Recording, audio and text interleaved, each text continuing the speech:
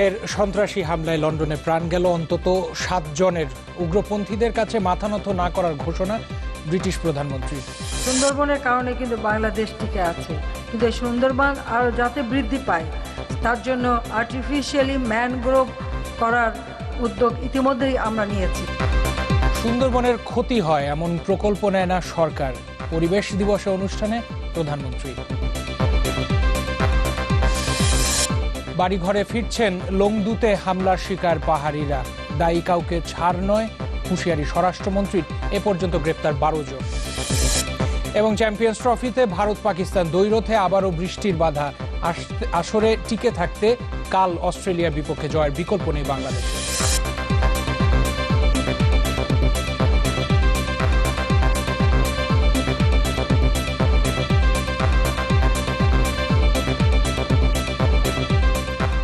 দর্শক আমন্ত্রণ নিউজ 24 শুনছিলেন সিলনটি শিরোনাম। আপনাদের সাথে আছি রাশেদুর রহমান এবং আমি রিদওয়ানা বিনতে জলিল।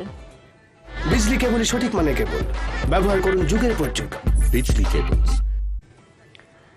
লন্ডন ব্রিজ ও বড় মার্কেটে গত রাতে সন্ত্রাসী হামলায় মৃতের সংখ্যা বেড়ে 7 জন হয়েছে। আহত হয়েছেন আরো অর্ধশত মানুষ। পুলিশের গুলিতে নিহত হয়েছে 3 হামলাকারীও।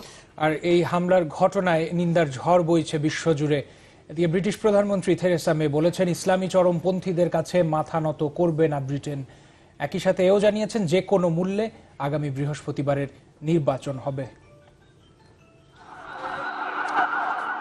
ম্যানচেস্টারে হামলার জের কাটতে না কাটতেই ফের রক্তাক্ত লন্ডন। এবার হামলা লন্ডন ব্রিজ আর পাশের বড় মার্কেটে। স্থানীয় সময় শনিবার রাত 10টার দিকে লন্ডন ব্রিজে পথচারীদের উপর ভ্যান উঠিয়ে দেয় এক হামলাকারী। কিছু পরেই খবর আসে বার আর রেস্তোরাঁয় ভরপুর বড় মার্কেটে হামলার। মুহূর্তেই ঘটনাস্থলে যায় পুলিশ, তবে তার আগেই হতাহত হয় অনেকে, পরে গুলি চালায় পুলিশ। আমি বড় মার্কেটের বাইরেই ছিলাম, হঠাৎ দেখি সবাই ছুটোছুটি করছে। একটু পরেই দেখলাম অনেক পুলিশ আর অ্যাম্বুলেন্স চলে আসলো। 20 বছরের আশপাশে বয়স হবে এমন 3 জন সবাইকে ছুরিকাঘাত করেছিল। তারা কালো হুডি পরে এসেছিল, আমি তাদেরকে পেছন থেকে দেখেছি। এর আগে ভক্সওয়েল এলাকায় ছুরি দিয়ে হামলা চালায় দুর্বৃত্তরা। একে সন্ত্রাসী হামলা আখ্যা দিয়েছেন ব্রিটিশ প্রধানমন্ত্রী থেরেসা মে। একই সাথে ইসলামী চরমপন্থীদের নির্মূলে বিশ্ববাসীকে এগিয়ে আসার আহ্বান তার। They are bound together by the single evil ideology of Islamist extremism that preaches একটি হামলা আরেকটি হামলাকে উস্কে দিচ্ছে। ভ্রান্ত মতাদর্শ ধারণকারী ইসলামী চরমপন্থীরা ঘৃণা, বিভাজন আর জাতিগত বিদ্বেষ ছড়াচ্ছে। তারা আমাদের উদার মূল্যবোধ ও গণতন্ত্রকে হুমকিতে ফেলতে চায়। শুধু সামরিক অভিযান দিয়ে এদের প্রতিহত করা অসম্ভব। এই লড়াইয়ে জিততে হলে তাদের মেধা ও মনন থেকে প্রতিহিংসার মনোভাব দূর করতে হবে। যুক্তরাজ্যের রাজনীতিবিদরা বলছেন সন্ত্রাসী তৎপরতার মুখে মাথা নত করবে না ব্রিটেন। আমার মনে হয় না নির্বাচনের আগে আর কখনো এত সহিংসতা দেখেছে ব্রিটেনবাসী। তবে এটি যেন গণতান্ত্রিক পদ্ধতিকে বাধাগ্রস্ত করতে না পারে সে বিষয়ে সচেতন থাকতে হবে। এই হামলার নিন্দা জানানোর ভাষা নেই আমাদের। নির্বাচন বানচাল করতেই এই হামলা চালানো হয়েছে, তবে গণতন্ত্রের প্রতি কোনো হুমকি মেনে নেবে না লন্ডনবাসী। সন্ত্রাস বিরোধী লড়াইয়ে ব্রিটেনের পাশে থাকার আশ্বাস দিয়েছেন মার্কিন প্রেসিডেন্ট ডোনাল্ড ট্রাম্প। হামলার নিন্দা জানিয়েছে কানাডা, জার্মানি, ফ্রান্স সহ বিশ্ব নেতারা। শনিবার রাতের হামলার পর পুরো ব্রিটেন জুড়ে নিরাপত্তা জোরদার করা হয়েছে। 3 হামলাকারী সহযোগীদের ধরতে চলছে সাঁড়াশি অভিযান। পাপিয়া সুলতানা, চ্যানেল 24। দর্শক, আপনাদের সবারই এর মধ্যে জানা যে চ্যাম্পিয়ন্স ট্রফির কারণে সারা বিশ্বের ক্রিকেটাররাই কিন্তু এখন যুক্তরাজ্যে অবস্থান করছে। তো এই হামলার ঘটনা এবং চ্যাম্পিয়ন্স ট্রফির দুটো মিলিয়ে সেখানে কি অবস্থা বিরাজ করছে তা জানতে আমাদের সহকর্মীর কাছে চলে যাচ্ছি। রেজাউনুজ্জামান সেখানে রয়েছেন। রেজওয়ান, আমাদেরকে জানাবেন যে এই হামলার পরে খেলায় কোনো প্রভাব পড়েছে কিনা, সেই সাথে বিশেষ করে এই হামলা নিয়ে বাংলাদেশি ক্রিকেটারদের কোনো প্রতিক্রিয়া আপনি জানতে পেরেছেন কিনা? রেদওয়ানা ঠিকই বলছিলেন যে এখন সবার কিন্তু চোখ এই লন্ডনের দিকে। গতকাল রাতের যে ঘটনা ঘটেছে, একাধিক ঘটনা, তার প্রেক্ষিতে আসলে ক্রিকেটের উপরেও এই প্রভাবটা কিন্তু এসে পড়েছে, প্রত্যক্ষভাবে না হলেও পরোক্ষভাবে। সবাই প্রশ্ন করছেন যে ক্রিকেটাররা কি করবেন, আইসিসি কি করবে এই টুর্নামেন্টকে ঘিরে। সকাল থেকে নানা ধরনের ঘটনা ঘটেছে। প্রথমেই বলে রাখি যে আইসিসি একটি স্টেটমেন্ট দিয়েছেন এবং সেখানে বলেছে যে টুর্নামেন্ট তারা সফলভাবে শেষ করতে চায়। নিরাপত্তা কঠোর করা হয়েছে সবগুলো হোটেল এবং ভেন্যুতে, বিশেষ করে ক্রিকেটাররা যেসব হোটেলে রয়েছে সেসব হোটেল অন্য নিরাপত্তার কারণে আসলে বন্ধ করেই দেওয়া হয়েছে বলা চলে, এমনভাবেই তারা বলেছে, লকডাউন করে দেওয়া হয়েছে। আর ক্রিকেটারদের কথা যদি বলি, সকালে অস্ট্রেলিয়া দলের অধিনায়ক স্টিভেন স্মিথ কথা বলেছেন, আর এই কিছুক্ষণ আগে বাংলাদেশ অধিনায়ক মাশরাফি বিন মুর্তজা কথা বলেছেন। দুজনের কথাতেই একই সুর যে আসলে বিশ্বের বিভিন্ন জায়গায় এই দুর্ঘটনাগুলো ঘটছে, সেটা আসলে কারো হাত নেই। তবে বাংলাদেশ অধিনায়ক বলেছেন যে ক্রিকেটাররা এখানে খেলছে এবং এটা একটা মেসেজ হতে পারে অন্য সবার জন্য যে ক্রিকেটও নিরাপদ আছে এবং বিশ্বে এসব ঘটনার মাঝখানেও সবকিছুই চলবে ঠিক মতো। আরেকটা কথা একটু বলে রাখি যে আমরা যখন আসছিলাম লন্ডনে, আমরা কার্ডিফ থেকে লন্ডনে আসছিলাম চ্যাম্পিয়ন্স লিগ থেকে চ্যাম্পিয়ন্স ট্রফি কভার করতে, তখন দেখছিলাম যে লন্ডন ব্রিজ এবং বড় যে স্টেশনগুলোতে ঘটনাগুলো ঘটেছে সেই স্টেশনগুলো কিন্তু আজকেও বন্ধ করে রাখা হয়েছে এবং বিভিন্ন সাবওয়ে এবং স্টেশনে বলা হচ্ছে যে এই স্টেশন দুটি বন্ধ রয়েছে এবং সাধারণ মানুষকে ওই দুইটি স্টেশন অ্যাভয়েড করে যেতে বলা হচ্ছে। এবং সবচেয়ে বড় কথা যে সাধারণ মানুষের মধ্যে তেমন আসলে ভীতি কিন্তু আমরা খুব একটা দেখিনি, কারণ আজকে ছুটির দিন। আপনি জানেন যে রোববার ছুটির দিনে এমনিতেই মানুষ শহরের বাইরে বের হয় কম। গতকাল সারা রাত তারা বাইরে ছিলেন অনেকেই, বিশেষ করে চ্যাম্পিয়ন্স লিগ ফাইনালের কারণে পাব এবং রেস্টুরেন্টগুলোতে তারা ভিড় করেছিলেন। সেখান থেকে বের হওয়ার পরে কিন্তু ঘটনাটি ঘটেছে। তবে এটুকু বলতে পারি এখন পর্যন্ত ক্রিকেটে কোনো ধরনের কোনো কি বলে এটার প্রভাব সরাসরি পড়েনি, টুর্নামেন্ট চলছে। রেদওয়ানা। রেজওয়ান, আপনাকে ধন্যবাদ আমাদের সাথে যোগ দেওয়ার জন্য। যুক্তরাজ্য থেকে আপনি আমাদের জানাচ্ছিলেন সেখানকার পরিস্থিতি, সেই সাথে চ্যাম্পিয়ন্স ট্রফি নিয়েও কিছু কথা বলেছেন আপনি। রেজওয়ান জানাচ্ছিলেন সর্বশেষ। দর্শক, এবারে অন্য প্রসঙ্গে যেতে চাই। সেই প্রসঙ্গ ধরেই বলতে চাই যে লন্ডনে সন্ত্রাসী হামলার ঘটনায় শোক জানিয়েছেন প্রধানমন্ত্রী শেখ হাসিনা। ব্রিটিশ প্রধানমন্ত্রী থেরেসা মের কাছে পাঠানো এক চিঠিতে তিনি শোক প্রকাশ করেন। চিঠিতে প্রধানমন্ত্রী বর্বরচিত এই হামলার ঘটনায় বিস্ময় প্রকাশ করেন, একই সাথে এর তীব্র নিন্দাও জানান। তিনি বলেন, দুঃসময় ব্রিটিশদের পাশে থাকবে বাংলাদেশ।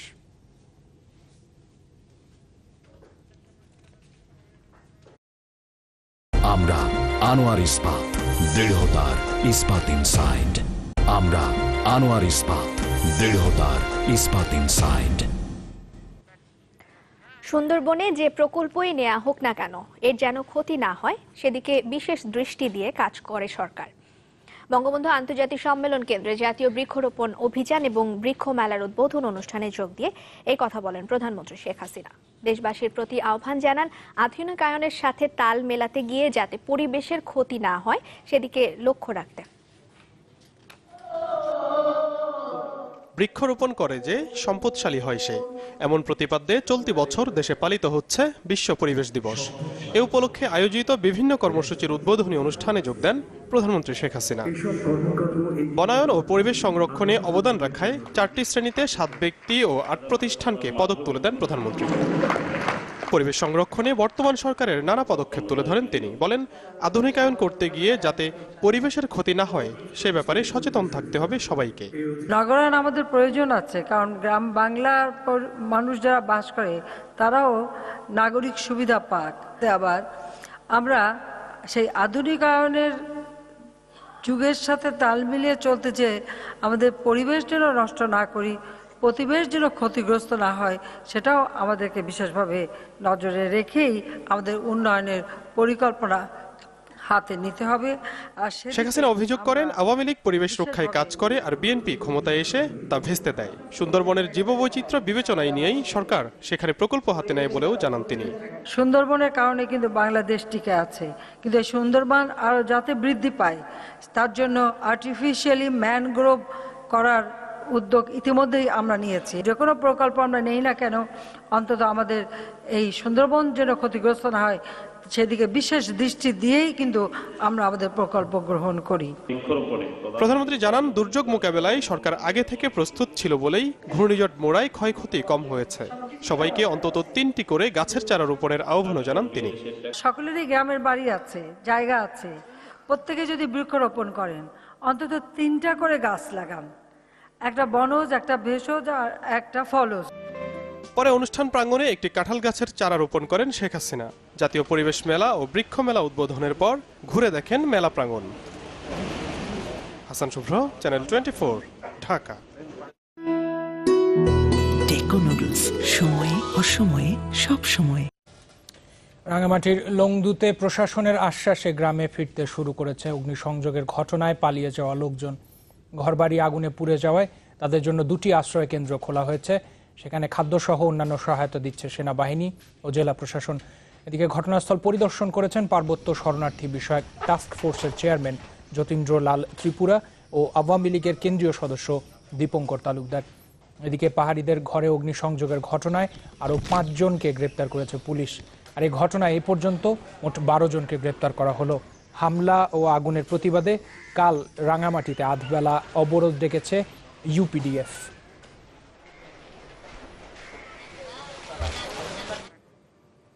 রাঙামাটির লংদুতে পাহাড়িদের বাড়িঘরে হামলার ঘটনাটি নিরপেক্ষ তদন্তের পাশাপাশি তাদের জানমালের নিরাপত্তা দাবি জানিয়েছে নাগরিক সমাজ।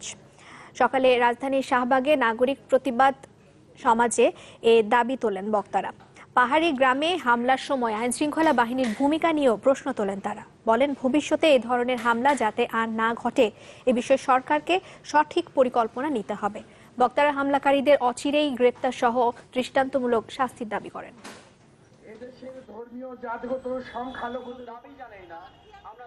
জেলা জজের নেতৃত্বে অবিলম্বে একটি তদন্ত কমিটি গঠন করতে হবে এই ঘটনার রহস্য উন্মোচনের জন্য। সেই কমিটিতে রাখতে হবে প্রশাসনের কেউ কর্মকর্তা এবং পার্বত্য চট্টগ্রামের জনসংহতি সমিতির প্রতিনিধি। আমরা 7 দিনের মধ্যে সেই কমিটি গঠন এবং তার তদন্ত জনসমক্ষে প্রকাশ করার দাবি জানাচ্ছি। স্বরাষ্ট্রমন্ত্রী আসাদুজ্জামান খান কামাল তিনি হুঁশিয়ারি দিয়েছেন এই বলে যে পাহাড়িদের বাড়ি ঘরে হামলাকারীদের ছাড় দেয়া হবে না। সচিবালয়ে তিনি সাংবাদিকদের জানান এই ঘটনায় জড়িত সবাইকে আইনের আওতায় আনা হবে। যারা চিহ্নিত, যাদের প্রমাণ পাওয়া গিয়েছে এদেরকে ধরে নিয়েছে। তার মধ্যে 12 জনকে ধরা হয়েছে এবং আরো কয়েকজনকে তারা খুঁজছে। অজ্ঞাতনামা 300 জনের নামে মামলা হয়েছে এবং এদেরকে ধরার প্রক্রিয়া আমাদের চলছে। আর এই ঘটনায় যুবলীগ নেতা নয়নের মরদেহ নিয়ে শোক মিছিল থেকেই হামলা চালানো হয় পাহাড়িদের বাড়িঘরে। হামলাকারীদের হাতে ছিল আগুন লাগানো সরঞ্জাম, এমন অভিযোগ স্থানীয়দের। বিষয়টি উল্লেখ আছে পুলিশের মামলাতেও। হামলা আর আগুনের ঘটনায় বিস্মিত স্থানীয় প্রশাসনও। দাউ দাউ করে জ্বলছে বাড়িঘর, এর সাথে যেন পুড়ে ছারখার সম্প্রীতি আর মানবতাও। রাঙামাটির লংগদুর 4টি গ্রামে শুক্রবার যে তাণ্ডব হয়েছে তাতে বিস্মিত প্রশাসনও। কেননা যুবলীগ নেতা নয়ন হত্যার জেরে এত বড় ঘটনা ঘটে যাবে তা তাদের ধারণারও অতীত। একটু ধৈর্য ধরা উচিত ছিল, কিন্তু তার পরিবর্তে যে আজকে এতগুলো ঘর পুরানো হলো, মানুষজনকে নিঃস্ব করা হলো, তাতে কি নয়ন হত্যাকাণ্ড নয়ন জ্যান্ত ব্যাপক থেকে চলে আসবে? এইটুকু বোধ কি আমাদের মধ্যে থাকা উচিত না? তবে এটাকে স্রেফ তাৎক্ষণিক প্রতিক্রিয়া মানতে নারাজ স্থানীয়রা। কেননা নয়ন হত্যার খবর ছড়িয়ে পড়ার পরপরই নানা আলামত দেখে তাদের আশঙ্কা ছিল পাহাড়িদের উপর হামলা হতে পারে। সে শঙ্কার কথা জানানো হয়েছিল প্রশাসনকে। তাই তাদের ধারণা এটি পরিকল্পিত তাণ্ডব। যারা মিছিলে অংশগ্রহণ করার জন্য আছে এদের হাতে কেরোসিন, পেট্রোল বোতল কিভাবে থাকে? তাহলে এটা পরিকল্পিত। আর বিশেষ করে আপনার এখানে 10 জন, 12 জন, 10 জন, 15 জন করে গ্রুপ ভাগ করা হয়েছে। এদিকে তিনটিলাপাড়ায় আগুন দেওয়া হচ্ছে, কাঁঠালতলায় আগুন দেওয়া হচ্ছে, বাচ্চাপাড়ায় আগুন দেওয়া হচ্ছে, মানিকজোড়ায় আগুন দেওয়া হচ্ছে। তার মানে কি এগুলো পরিকল্পিত। এ ঘটনায় থানায় যে মামলাটি দায়ের হয় সেখানেও বলা হয়েছে পুলিশ ও সেনাবাহিনীর কাছে শান্তিপূর্ণ শোক মিছিল করার মৌখিক অঙ্গীকার করা হলেও পরে সেই মিছিল থেকেই হামলা হয়েছে। যারাই জড়িত থাকবে তাদের বিরুদ্ধে আইনগত ব্যবস্থা গ্রহণ করা হবে এবং এক্ষেত্রে কোনো ধরনের ছাড় দেওয়া হবে না। আমাদের কোনো ক্ষেত্রে দুর্বলতাও থাকে, আপনাদের উচিত হবে কোনো ধরনের ছাড় না দেওয়া। তবে হামলা অগ্নিসংযোগে হতাহত হয়নি বলে পুলিশ দাবি করলেও মানিকজোড় এলাকার কালাসোনা নামে এই নারীর দাবি 70 বছর বয়সী তার মা গুণবালা চাকমা মারা গেছে আগুনে পুড়ে। আমি বুড়া মানুষ, আমাকে ছেড়ে দেয়, আমি হাঁটতে পারি না, আমি ফালাতে পারি না, আমার বেঁচে রাখো। তারপর বলে লাঠি মাইটা শেষ করে দিয়েছে, আগুন জ্বালিয়ে দিয়েছে ঘরের ভিতরে। এদিকে যে নয়ন হত্যাকাণ্ড নিয়ে এত তুলকালাম, তার পরিবারেও চলছে শোকের মাতম। পরিবারের একমাত্র উপার্জনক্ষম স্বামীকে হারিয়ে সন্তান নিয়ে দিশেহারা স্ত্রী জাহেরা। আমার ছেলে মেয়েটি, আমি কার কাছে যাব, কে কি কইব আমারে স্যার? আমি কিছু জানি না স্যার, আমার স্বামী বিচার চাই। নয়ন হত্যায় জড়িতদের গ্রেফতারের পাশাপাশি এই ঘটনাকে পুঁজি করে বিশেষ কোনো মহল পাহাড়িদের উপর হামলা চালিয়ে ফায়দা নিয়েছে কিনা তাও খুঁজে বের করার দাবি স্থানীয়দের। Desk report, channel 24। স্ক্যান সিমেন্টের সৌজন্যে আইসিসি চ্যাম্পিয়ন্স ট্রফির খবর।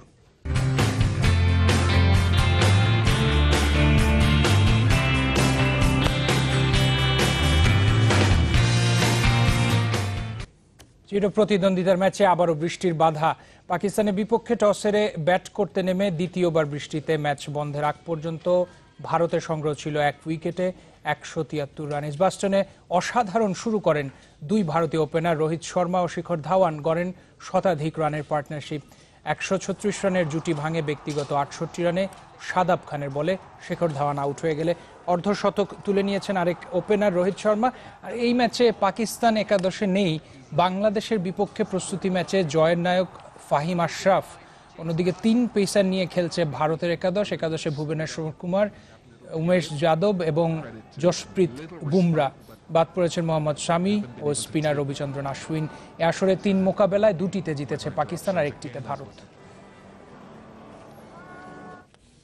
এদিকে নিজেদের দ্বিতীয় ম্যাচে কাল মাইটি অস্ট্রেলিয়ার প্রতিপক্ষ বাংলাদেশ প্রথম ম্যাচ ইংল্যান্ডের কাছে হারায়। আসরে টিকে থাকতে এই ম্যাচে জয়ের কোনো বিকল্প নেই টাইগারদের, তাই অজিদের বিপক্ষে জয়ে রেসে থাকতে চান মাশরাফি বিন মুর্তজা। অন্যদিকে বাংলাদেশকে নিয়ে সতর্ক অস্ট্রেলিয়ান অধিনায়ক স্টিভেন স্মিথ। বৃষ্টির কারণে ম্যাচ পরিত্যক্ত হওয়ায় নিউজিল্যান্ডের সাথে পয়েন্ট ভাগাভাগি করতে হয়েছিল অজিদের। লন্ডনের কেনিংটন ওভালে কাল দিবারাত্রির এই ম্যাচটি শুরু হওয়ার কথা রয়েছে সন্ধ্যা 6:30টায়। আলাদা করে বলার কেউ নেই, ওদের ওভারঅল টিমটা অনেক ভালো। সো আমাদের ইন জেনারেল সব ডিপার্টমেন্টেই ভালো খেলতে হবে এবং প্ল্যানিং করলে ওদের 11 জনের এগেইনস্টেই করতে হবে। শেষ ম্যাচে তামিম ইকবাল দুর্দান্ত খেলেছে, মুশফিকুর রহিমের দিকেও চোখ থাকবে আমাদের। আর মাশরাফি তো ক্লাস বোলার। এই দলে বেশ কজন এমন ক্রিকেটার রয়েছেন যারা যে কোনো মুহূর্তে ম্যাচের নিয়ন্ত্রণ নিতে পারেন। আমরা খুবই সতর্ক বাংলাদেশকে নিয়ে। শুভকামনা বাংলাদেশ ক্রিকেট দলের জন্য। দর্শক, এর সাথে নিউজ 24-এ একটা বিরতি নিব, ফিরে এসে জানাবো। 1 বছরও কিনারা নেই চট্টগ্রামে মৃত হত্যা রহস্যের। মুসাকে গ্রেফতারেই মিলবে সব উত্তর, দাবি পুলিশের।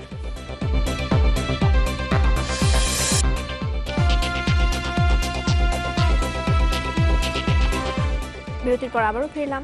আপনারা নিউজ 24 দেখছেন। নীতিহীন রাজনীতির মতো নীতিহীন সাংবাদিকতা জাতিকে কিছু দিতে পারে না বলে মন্তব্য করেছেন প্রধানমন্ত্রী শেখ হাসিনা। আর এর জন্য গণমাধ্যমকে দায়িত্বশীলতার পরিচয় দেওয়ার আহ্বান জানিয়েছেন তিনি। সন্ধ্যায় জাতীয় প্রেস ক্লাবে বাংলাদেশ ফেডারেল সাংবাদিক ইউনিয়ন ও ঢাকা সাংবাদিক ইউনিয়নের আয়োজনে ইফতার মাহফিলে যোগ দিয়ে এসব কথা বলেন প্রধানমন্ত্রী। গণমাধ্যমের মালিকদের কারণে ওয়েজ বোর্ড আটকে আছে বলেও মন্তব্য করেন তিনি। যোগ করেন, মালিকদেরকেই ওয়েজ বোর্ড বাস্তবায়নে এগিয়ে আসতে হবে। এ সময় প্রতিটি গণমাধ্যমকে ওয়েজ বোর্ডের অধীনে আনার নির্দেশ দেন শেখ হাসিনা।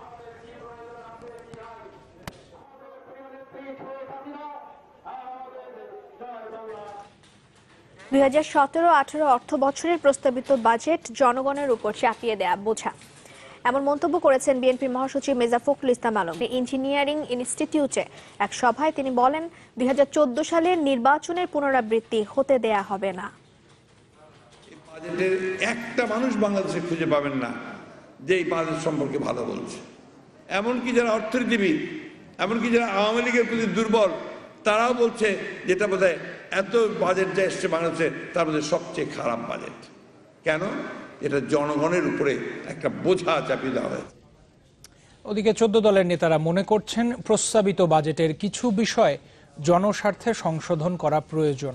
সংসদে চলতি অধিবেশনে বিষয়টি নিয়ে আলোচনা করা হবে। সকালে ধানমন্ডিতে আওয়ামী লীগ সভাপতির কার্যালয়ে বৈঠক শেষে এই মন্তব্য করেন নেতারা। বিভিন্ন ক্ষেত্রে যে শুল্ক যেগুলো সারচার্জ জনগণের উপরে বিরূপ প্রতিক্রিয়া ফেলতে পারে তাদের আয়ের উপরে, সেগুলো আমরা প্রত্যাহার করার দাবি জানাচ্ছি। আমরা চাই যে মানে অর্থনীতি বিবেচনা করবে, জনস্বার্থে বিবেচনা করবে। এই কথাটা জনদল এই জন্যই বলে, জনদলটা আদর্শিক জোট শুধু নয়, শেখ হাসিনার নেতৃত্বে জনগণের সরকার, সেই জন্য আমরা নিজেরা বিশ্লেষণ করে বলেছি। 3 দশক ধরে বাস করা গুলশানের বাড়িটি ছাড়তেই হচ্ছে বিএনপি নেতা ব্যারিস্টার মওদুদ আহমেদকে। সকালে প্রধান বিচারপতির নেতৃত্বে 5 সদস্যের আপিল বেঞ্চ দুদক এবং মওদুদের 2টি রিভিউ আবেদন খারিজ করে দেন। প্রায় 1 বিঘা 13 কাঠা জমির উপর গুলশানের ওই বাড়িতে 1972 সাল থেকে বসবাস করে আসছেন মওদুদ আহমেদ। 2013 সালে অবৈধভাবে ওই বাড়ি দখলের অভিযোগে মামলা করে দুদক। পরবর্তীতে হাইকোর্ট মওদুদ ও তার ভাইয়ের নামে বাড়িটির মালিকানার নামজারির নির্দেশ দেয়, কিন্তু আপিল বিভাগে সেই রায় খারিজ হয়ে যায়। রায়ের পর আইনি লড়াই চালিয়ে যাবার কথা জানান মওদুদ আহমেদ।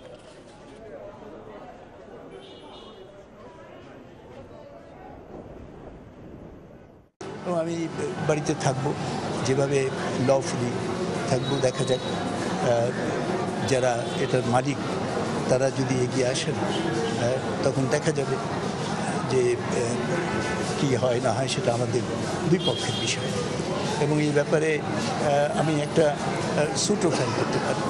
মঞ্জুর আহমেদের যেখানে কোনো টাইটেল নাই, অধিকার নাই, তার মামলা ডিসমিস হয়ে গেছে সর্বোচ্চ আদালতে, সেখানে এই বাড়িতে উনি যে থাকবেন একজন রাজনৈতিক ব্যক্তিত্ব হিসাবে, এই কথা বলার তো আমি মনে করি এর চেয়ে বড় ধৃষ্টতার হতে পারে না।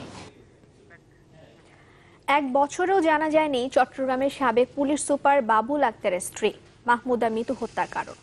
ফলে অভিযোগপত্রও দেয়নি পুলিশ। আগের মতোই পুলিশ কর্মকর্তাদের দাবি, প্রধান সন্দেহভাজন মুসাকে গ্রেপ্তার করা গেলেই বেরিয়ে আসবে সব রহস্য। যদিও পুলিশ কমিশনার বলছেন আগামী 2 মাসের মধ্যে দেয়া হবে অভিযোগপত্র। কখনো স্বজনদের জিজ্ঞাসাবাদ, আবার কখনো প্রধান সন্দেহভাজন মুসাকে গ্রেফতারের চেষ্টা। এ নিয়ে গত 1 বছর কেটে গেছে চট্টগ্রামের আলোচিত হত্যাকাণ্ড মাহমুদা মিতু হত্যা মামলার তদন্ত কাজ। অথচ এখনো তদন্ত শেষ করতে পারেনি পুলিশ। বের হয়নি খুনের মূল রহস্য। কেন খুন হতে হলো এই গৃহবধূকে, কে হত্যার মূল পরিকল্পনাকারী বা নির্দেশদাতা, তা নিয়ে রয়ে গেছে ধোঁয়াশা। কেবল তাই নয়, হত্যাকাণ্ডের মূল সন্দেহভাজন মুসাকে গ্রেফতার করা যায়নি এখনো। ফলে ঘটনার 1 বছরেও দেয়া যায়নি অভিযোগপত্র। বিভিন্ন কোশ্চেন যেগুলো আসছে, আমরা কোশ্চেনগুলোর উত্তর খোঁজার চেষ্টা করছি তদন্তের মাধ্যমে। যেহেতু আমরা তাকে এখনো পাইনি, সে কারণে আমরা আমাদের তদন্তে একটু দেরি হচ্ছে। আর যেহেতু মুসার ব্যাপারে অন্যান্য আসামিরা বলছে মুসা জানে, তো কিভাবে কি হয়েছে না হয়েছে সে বিষয়গুলোর জন্য আমাদের একটু সময় লাগছে। এই ঘটনায় এখন পর্যন্ত 7 আসামির মধ্যে 5 জনকে গ্রেফতার করতে পেরেছে পুলিশ। তার মধ্যে আদালতে স্বীকারোক্তিমূলক জবানবন্দি দেয় 2 জন। 2 জন এখনো পলাতক। পুলিশের দাবি, তাদের গ্রেফতার করা গেলে মিলত অনেক প্রশ্নের উত্তর। তবে তাদের দ্রুত গ্রেফতার করা না গেলেও আগামী 2 মাসের মধ্যে এই হত্যা মামলার অভিযোগপত্র দেওয়ার কথা জানান সিএমপি কমিশনার। মুসা স্ব-উদ্যোগে এটি করেছে অথবা অন্য কারো নির্দেশে নির্দেশিত হয়ে করেছে, এই জায়গাটি পরিষ্কার হবার জন্য আমরা অপেক্ষা করছি। তবে অনির্দিষ্টকাল যেহেতু অপেক্ষা করা যাবে না, একটা নির্দিষ্ট সময় পর্যন্ত আমরা অপেক্ষা করে মামলাটি অভিযোগপত্র দাখিলের সচেষ্ট হব। গেল বছরের 5 জুন চট্টগ্রামের জিসি মোড়ে নৃশংসভাবে খুন হন সাবেক পুলিশ সুপার বাবুল আক্তারের স্ত্রী মাহমুদা মিতু। রনি দত্ত, চ্যানেল 24, চট্টগ্রাম। সময় হলো আরো একটি বিরতি। যখন ফিরবো তখন যা থাকছে। আপন জুয়েলার্সে 13.5 মণ অবৈধ স্বর্ণ ও হীরা জব্দের কাজ শুরু। 85 জন গ্রাহকের স্বর্ণালংকার ফেরত।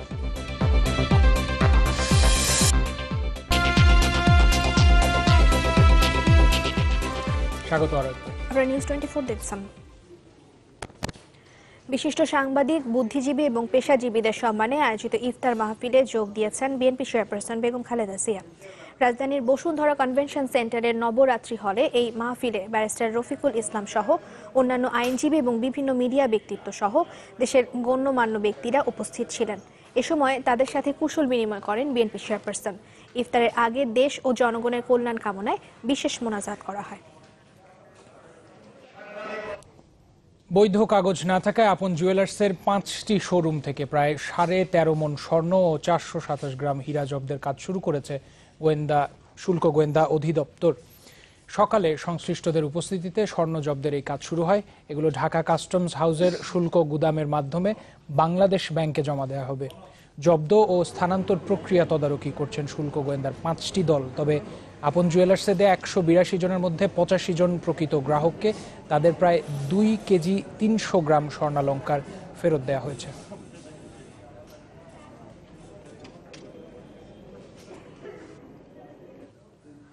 দুই 2017-18 শিক্ষাবর্ষে MBBS এবং BDS ভর্তি পরীক্ষায় দ্বিতীয়বারের মতো অংশগ্রহণকারীদের প্রাপ্ত নম্বর থেকে 5 নম্বর কাটা হবে।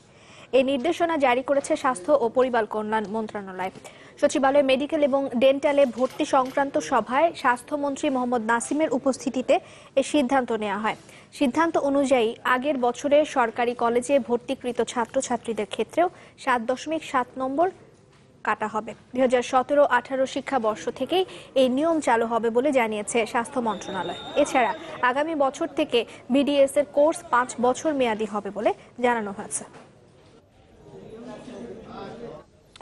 আকি সিরামিক্সের সৌজন্যে ঈদবাজারের খবর।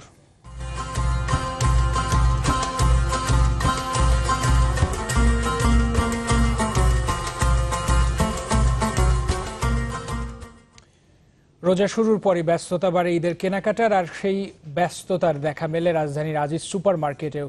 যুগোপযোগী, ফ্যাশনেবল আর বৈচিত্র্যময় পোশাকের পসরা সাজিয়ে বসেছেন বিক্রেতারা। ক্রেতারাও বেছে নিচ্ছেন তাদের পছন্দের পোশাকটি। তবে বিক্রেতারা বলছেন এখনো জমে ওঠেনি ঠিক ঈদের বাজারটি।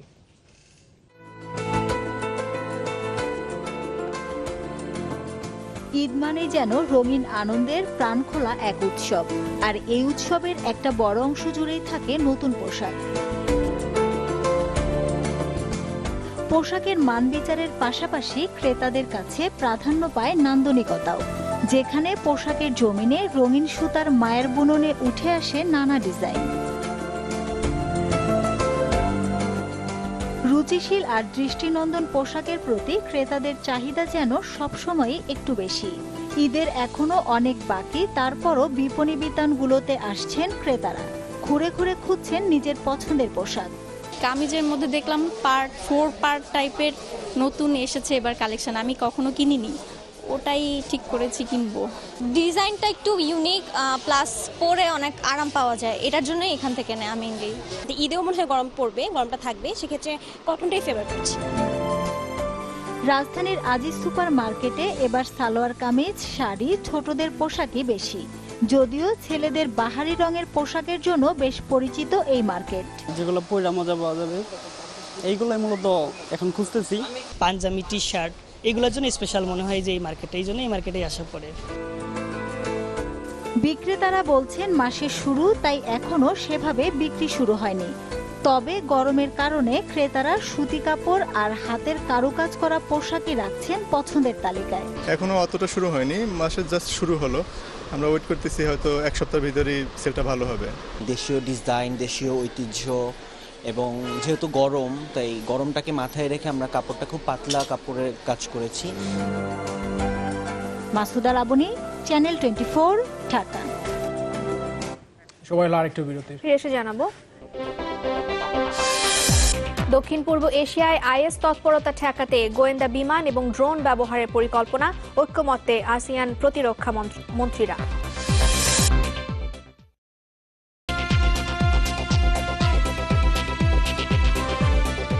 বিরতির পর আবারও ফিরলাম, আরো কিছু খবর থাকছে।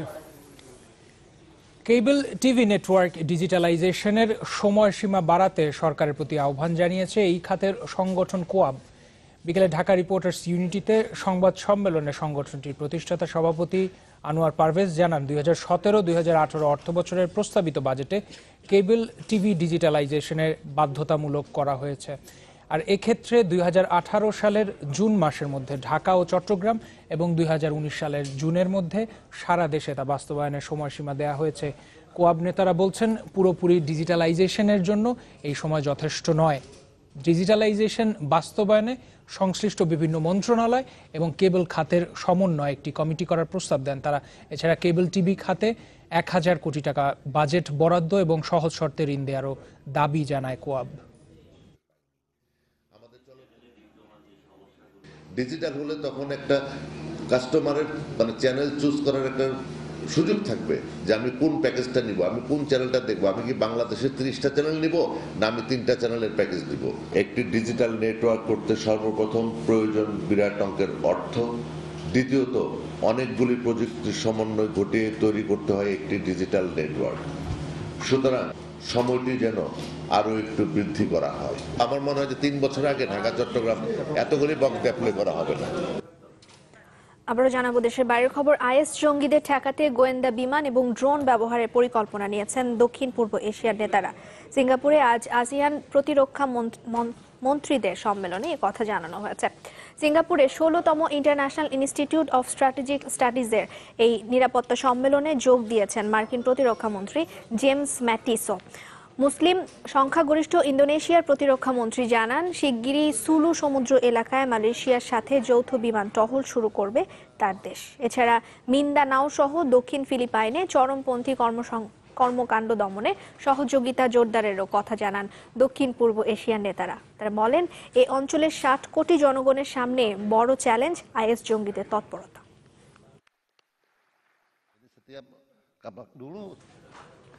ইরাকের মসুলে আইএস নিয়ন্ত্রিত এলাকা ছেড়ে পালানোর সময় 1/2 শতাধিক বেসামরিক নাগরিককে হত্যা করেছে জঙ্গিরা, এমন খবর প্রকাশ করেছে বার্তা সংস্থা রয়টার্স।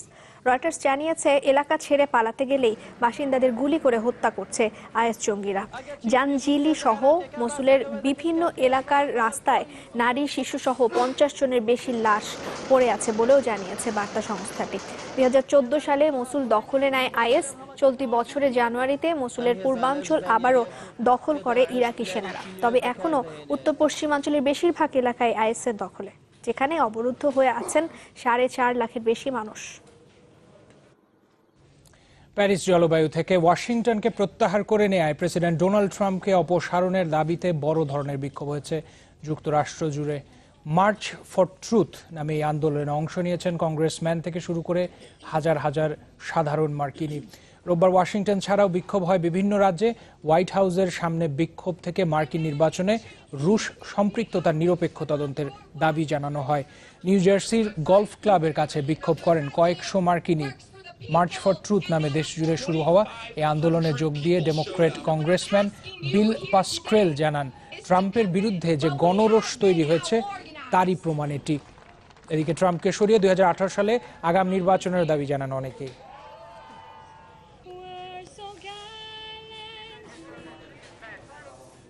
এই সাথে শেষ খবর নিউজ 24। তার আগে শিরোনামগুলো আরো একবার জানাবো। ফের সন্ত্রাসী হামলায় লন্ডনে প্রাণ গেল অন্তত 7 জনের। উগ্রপন্থীদের কাছে মাথা নত না করার ঘোষণা ব্রিটিশ প্রধানমন্ত্রীর। সুন্দরবনের কারণে কিন্তু বাংলাদেশ টিকে আছে, কিন্তু সুন্দরবন আরো যাতে বৃদ্ধি পায় তার জন্য আর্টিফিশিয়ালি ম্যানগ্রোভ করার উদ্যোগ ইতিমধ্যেই আমরা নিয়েছি। সুন্দরবনের ক্ষতি হয় এমন প্রকল্প নেয় না সরকার, পরিবেশ দিবসের অনুষ্ঠানে প্রধানমন্ত্রী। বাড়িঘরে ফিরছেন লংদুতে হামলার শিকার পাহাড়িরা। দায়ী কাউকে ছাড় নয়, হুঁশিয়ারি স্বরাষ্ট্রমন্ত্রীর। এ পর্যন্ত গ্রেপ্তার 12। 2 দফা বৃষ্টির বাধার পর আবারও শুরু পাকিস্তান ভারত দ্বৈরথ। আসরে টিকে থাকতে কাল অস্ট্রেলিয়ার বিপক্ষে জয়ের বিকল্প নেই বাংলাদেশে। দর্শক, সিলনটি শিরোনামের সাথে শেষ করব নিউজ 24। আর এরপর স্পোর্টস 24 নিয়ে রিয়াসাদ আজিম অপেক্ষা করছেন। দেখার আমন্ত্রণ। ধন্যবাদ সবাইকে।